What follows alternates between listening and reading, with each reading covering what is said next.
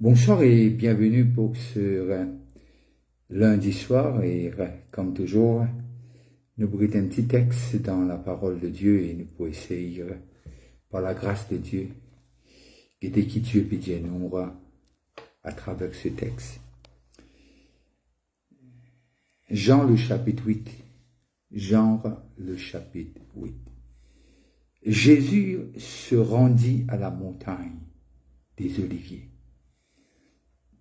Mais dès le matin, il alla de nouveau dans le temple. Et tout le peuple vint à lui, s'étant assis, ils les enseignèrent. Alors les scribes et les pharisiens emmenèrent une femme surprise en adultère et la plaçant au milieu du peuple. Ils dirent à Jésus, « Maître, cette femme a été surprise en flagrant délit d'adultère. Moïse dans la loi nous a ordonné. Moïse dans la loi nous a ordonné de lapider de telles femmes. Toi donc, que dis-tu? Que dis-tu? » Et là, nous arrivons à comprendre de ce que le texte est clair et net. Et les montrer nous de ce que l'intention de ces hommes et de ces gens autour et ce qui se passe après. Mais cette femme a été surprise en flagrant délit d'adultère. Moïse, dans la loi, nous a ordonné de lapider de telles femmes. Toi donc, que dis-tu? Il disait cela pour l'éprouver afin de pouvoir l'accuser. Mais Jésus s'étant baissé, écrivait avec le doigt sur la terre. Comme il continuait à l'interroger, il se releva et leur dit, « Que celui de vous qui est sans péché jette le premier la pierre contre elle. » Et s'étant de nouveau baissé, il écrivait sur la terre. Quand ils entendirent cela, accusés par leur conscience, ils se retirèrent un à un, accusés par leur conscience. Depuis le plus âgé jusqu'au dernier. Et Jésus resta seul avec la femme qui était là au milieu. Alors s'étant relevés et ne voyant plus que la femme, Jésus lui dit, « Femme, où sont ceux qui t'accusaient? Personne ne t'a-t-il condamné? » Elle répondit, « Non, Seigneur. » Et Jésus lui dit, « Je ne te condamne pas non plus. Va et ne pêche plus. » Que Dieu bénisse la lecture de sa parole. Un texte très intéressant, un texte qui montre nous une situation, un épisode de la vie. Mais ce qui frappe moi, c'est tout le texte et les mots paraissent mots sans pitié. Moïse, ordonne-nous, nous besoin lapider. Qui veut dire, au fait, solution, c'est accuser, tuer. Mais le texte dit, moi, dans le verset 1er, Jésus se rendit à la montagne des Oliviers, mais dès le matin. Il alla de nouveau dans le temple. Mon pensée, nous tout qui comprend que quand Jésus alla à la montagne des Oliviers, il parle simplement pour se reposer, bien qu'il y ait en partie, mais il y a le plus pour prier. Et le Fils de Dieu va en contact avec son Père, le Dieu de Moïse. Pardon, le Dieu de Moïse. Le Dieu de l'humanité. Et là, il descend le matin. Le texte dit nous, mais dès le matin, il alla de nouveau, mais il se rendit à la montagne des Oliviers. Bien sûr qu'il est péché de Jésus, bien sûr qu'il est péché de le Fils de Dieu, bien sûr qu'il est péché de celui qui était là avant la fondation du monde.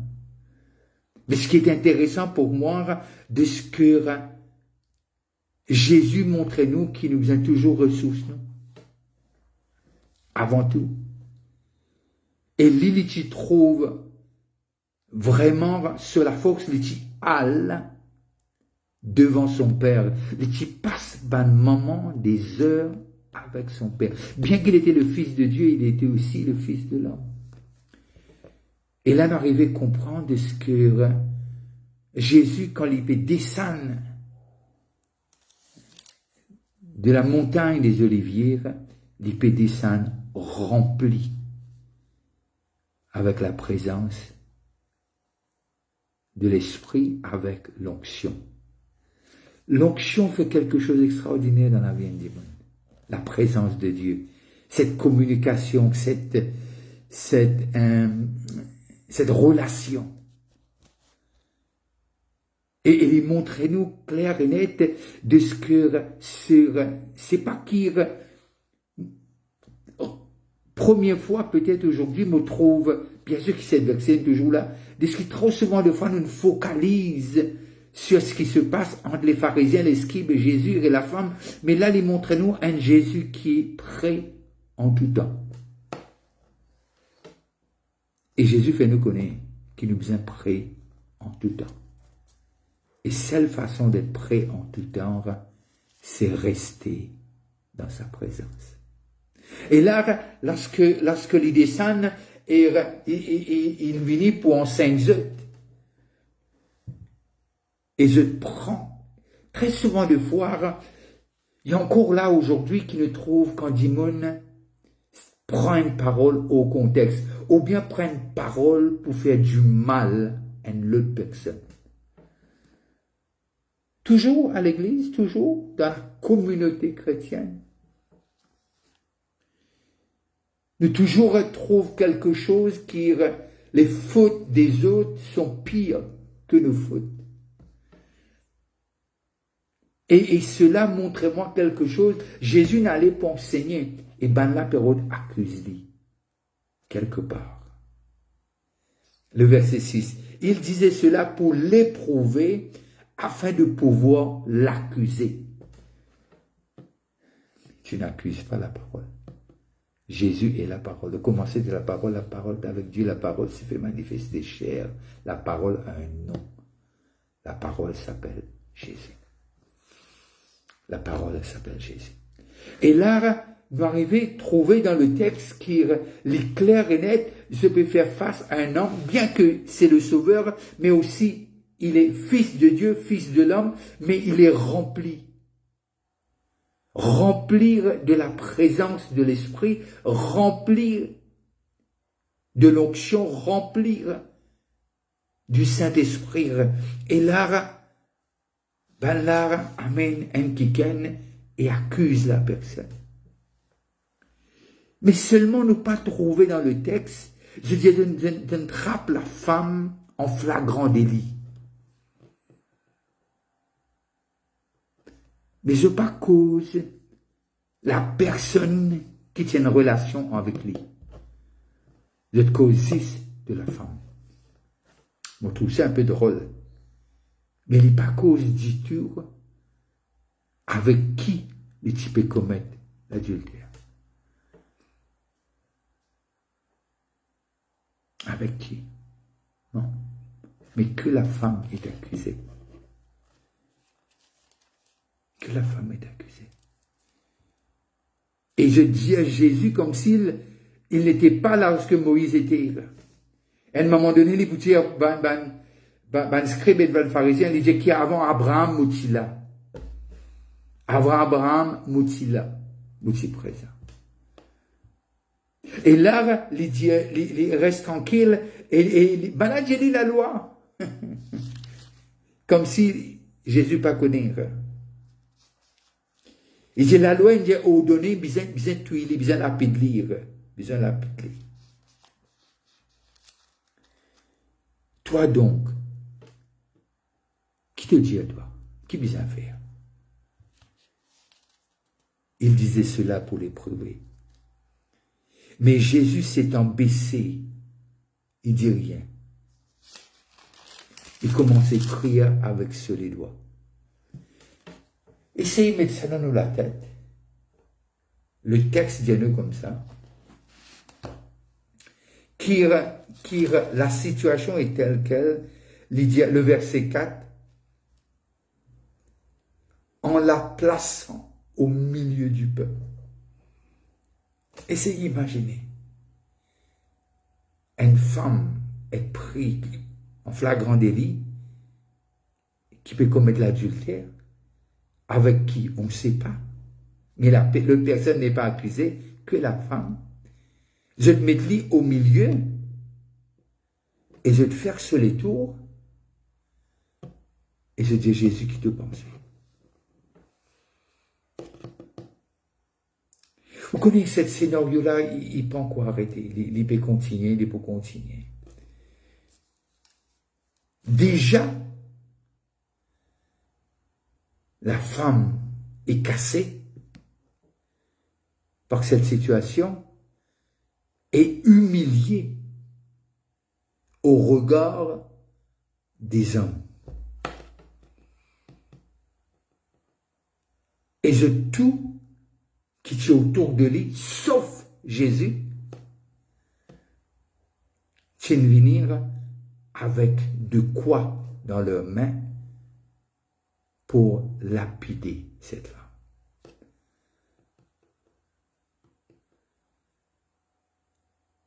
Et pas l'homme qui ne commet l'adultère à la femme. Et là, on arrive à comprendre, Jésus dit comme ça, et il dit quelque chose, il dit que celui, comme il continuait le verset 7, à l'interroger, il se releva et leur dit, que celui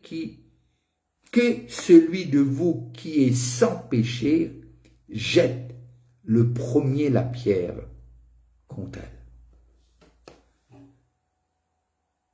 Il mettait debout, il réassisait, il rebaissait, il continuait à écrire.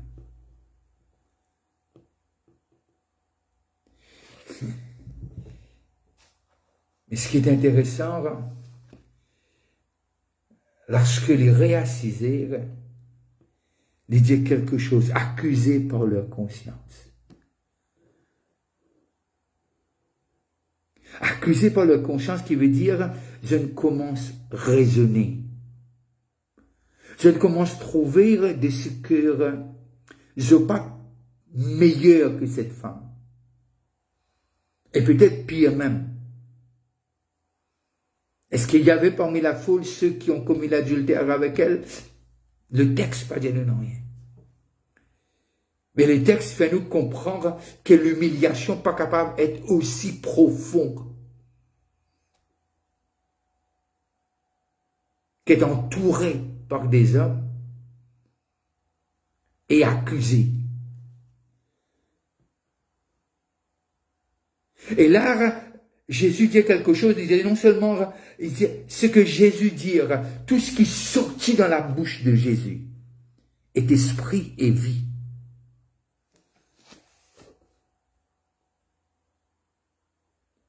Si Jésus n'était pas là, la femme aurait été lapidée.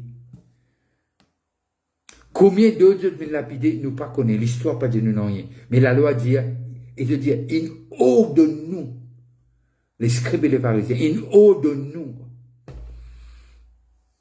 Mais nous arrivons à comprendre que la parole de Dieu aujourd'hui, comme c'était toujours, quand nous interprétons à nos façons,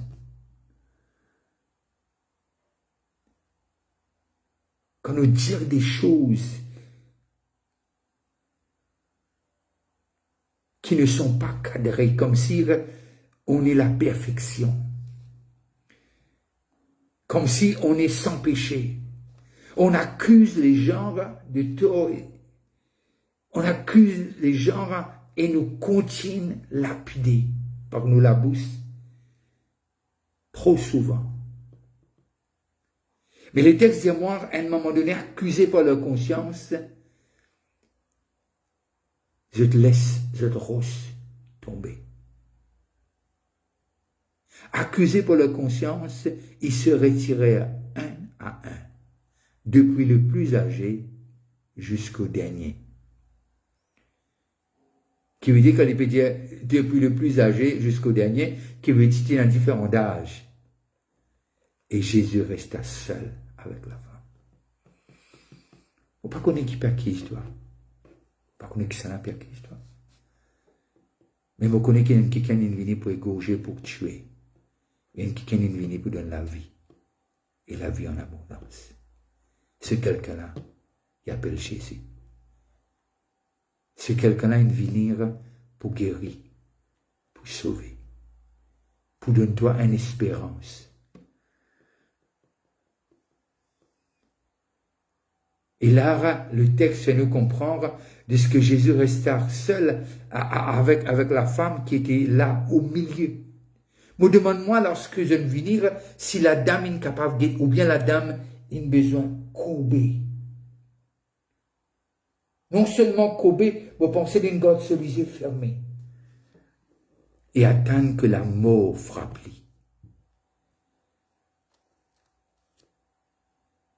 Parce que quand on est visé avec une roche, très souvent de fois, ce qui nous fait, mais c'est protège nous-mêmes. Vous pensez sur les qui a pu battre 100 000 à l'air et n'arriver à comprendre les derniers jours de sa vie.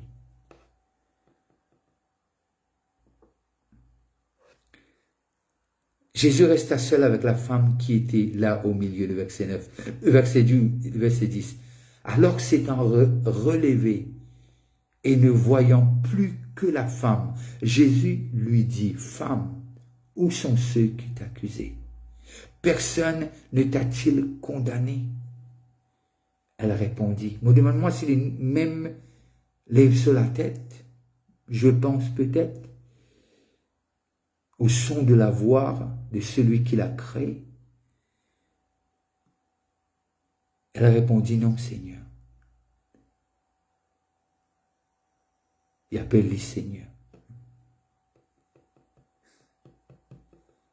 Je connais que je suis acquise devant ce Créateur. Faisons l'homme à notre image. Faisons. Le Père, le Fils et l'Esprit. Et là, c'était le cas. C'était l'enfant du Créateur. Et Jésus lui répondit, « Je ne condamne pas. Je ne te condamne pas non plus. Tout ce que tu as mis condamne toi. Je n'allais, je ne résiste de toi, mais moi aussi, moi pas condamne toi. Va et ne pêche plus. » Et là, on arrive à réaliser que Jésus est venu pour sauver. Que Jésus est venu pour sauver. Et dans ce cas précis, très souvent de fois, nous faire quelque chose, au lieu de nous essayer de trouver une solution, nous prêts pour lapider. Chacun de nous, l'humain, besoin de lapider parce que nous péchons. Nous faisons des choses qui nous déplaisent Dieu. Nous faisons des choses qui ont l'encontre de Dieu. De toute façon, nous sommes pécheurs, pardon, à cause du premier Adam. Et là, nous arrivons à comprendre que Dieu est venu pour sauver.